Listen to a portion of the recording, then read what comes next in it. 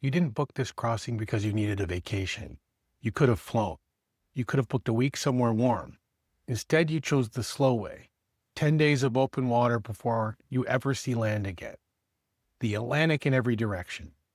There's a question we're sitting with before you board. Not where am I going? You already know that. But what's the difference between leaving and departing? Leaving is logistical. You close the door and you go. Departing is intentional. You're moving towards something, making space for something, stepping out of something that no longer fits.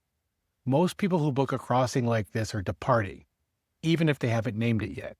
I'm Sean Carney. I'm a transition coach, and I work with professionals 50 and older navigating what comes next. I made this series, 3 videos and a companion journal, because this kind of intentional travel has something to offer that most passengers only glimpse. 10 days, the Atlantic in every direction, something is available out there. Let's not miss it. A crossing doesn't just give you rest.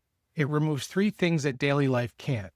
The first is urgency. On land, everything feels like it needs attention now. A crossing shuts that off. The ship sets the pace, and the pace is slow. The ocean has its own rhythm, and at some point, most people stop fighting it and start following it. The second thing is identity performance. On land, you are somebody, the executive, the expert, the person who has it together. On a crossing, you're a passenger. The role you've been carrying doesn't travel well across open water. For some people, that's an enormous relief. For others, it's quietly unsettling. Both responses are worth paying attention to. The third thing is the illusion of control. You can't steer the ship. You can't speed it up. You can't check off tasks to feel productive. You're on the Atlantic, and the Atlantic does what it does. When urgency, performance, and control fall away, what's left is you. Not the role, not the resume, just you. And most of us haven't sat with that person in a very long time.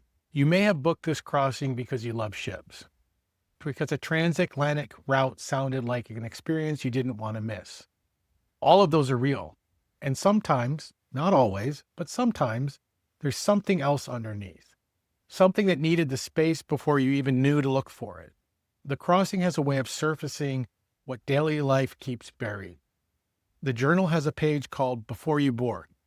It asks what needs room that daily life can't give it. That's worth writing before the ship moves. You don't have to know what this crossing is about before you board. The Atlantic is patient. There's time. In the next video, I'll walk you through the 3 phases of a crossing. And in the third video, 5 specific practices that help you use this time well, not just pass through it. For now, just sit with this. You chose the slow way across. That choice means something.